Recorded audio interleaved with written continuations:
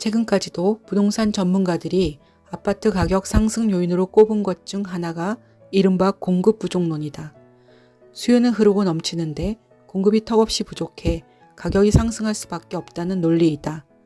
결론적으로 말하면 2010년대 이후의 상승은 수요 공급과 상관관계가 매우 약하며 금리 및 유동성과 밀접한 관련이 있다는 점이다.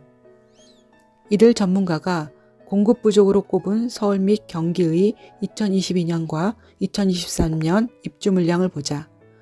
한국부동산원에 따르면 서울이 2022년 36,000, 2023년 49,000, 경기는 2022년 12만, 2023년 14만 가구로 예상된다.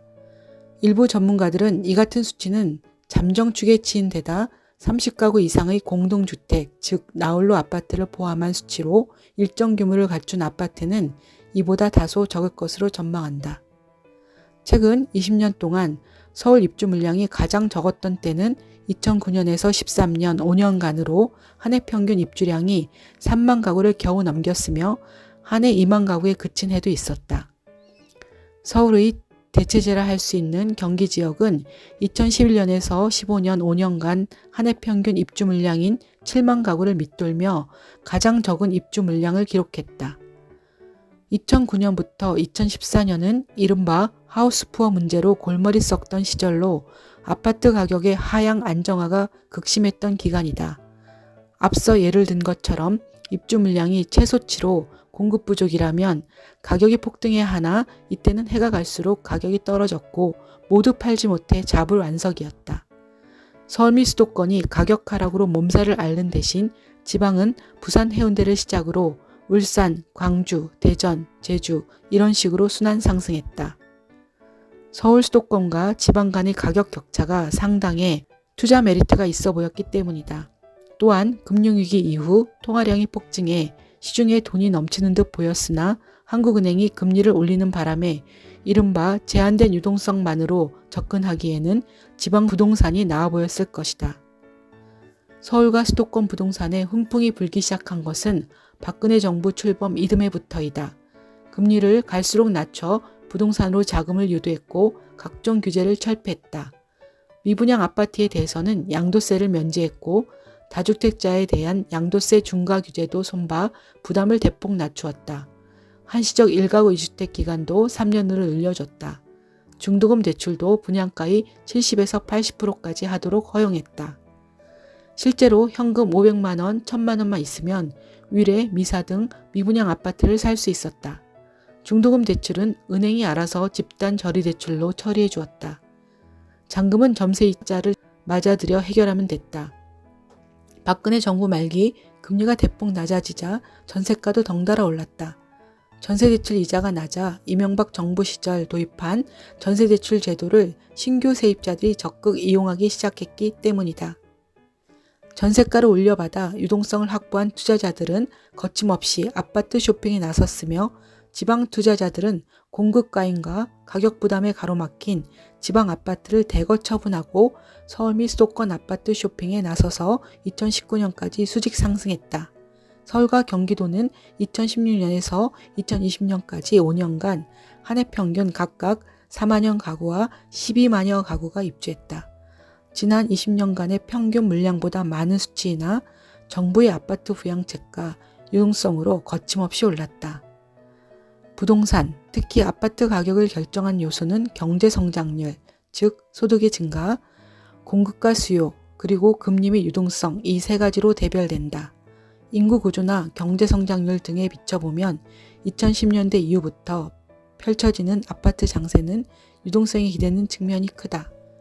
공급 부족, 소득의 대폭 증가, 과한 유동성이 어우러져 대폭 상승한 것이 1988년에서 1992년에 벌어진 집값 폭등 사태였다.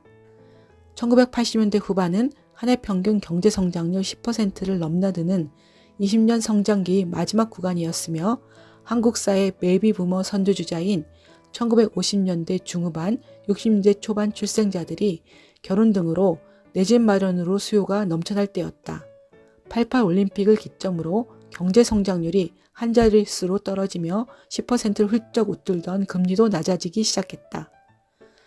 다만 이 당시에는 주택을 담보로 하는 가계 소매 금융이 활발하지 못해 상대적 저금리로 인한 유동성을 가계가 직접 수혜했다기보다는 시중에 돈 구하기 어렵지 않았다는 점에서 간접 수혜했다고 봐야 할 것이다.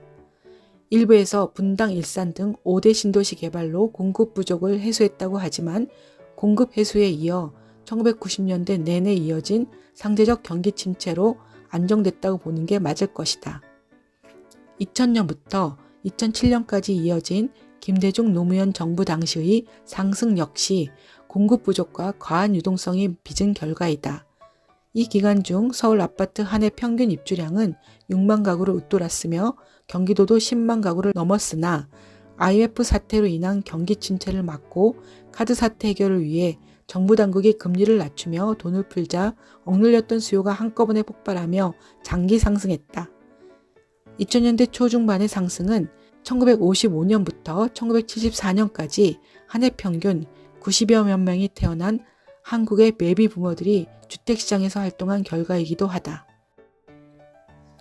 하지만 이 기간 중 연평균 경제성장률은 5에서 6%대로 80년, 90년대에 비해 낮아 상승한 기간에 비해서 상승률은 상대적으로 낮았다. 2010년대 중반 이후의 상승은 수도권 지방 가릴 것 없이 장기 상승했으며 상승률도 높았다. 하지만 이 기간 중 경제 성장률은 높지 않았으며 주택시장 신규 진입자도 줄어들기 시작했다. 50년대, 60년대 초반 출생한 정기 베이비 부머들이 과거처럼 적극 뛰어들지 않았다. 2020년 이후의 영끌이 위험해 보이는 이유이기도 하다. 아파트 공급이 아무리 부족해도 아무도 사지 않거나 사기를 꺼리면 가격이 내린다.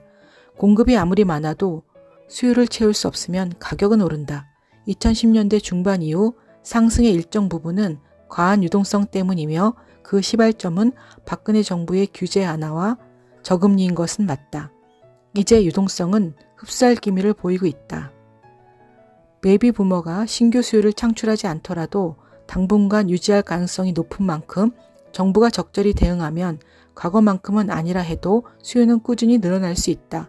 이들 신규 수요가 어디에 집중할지 당국은 조사에 공시 반영해야 할 것이다.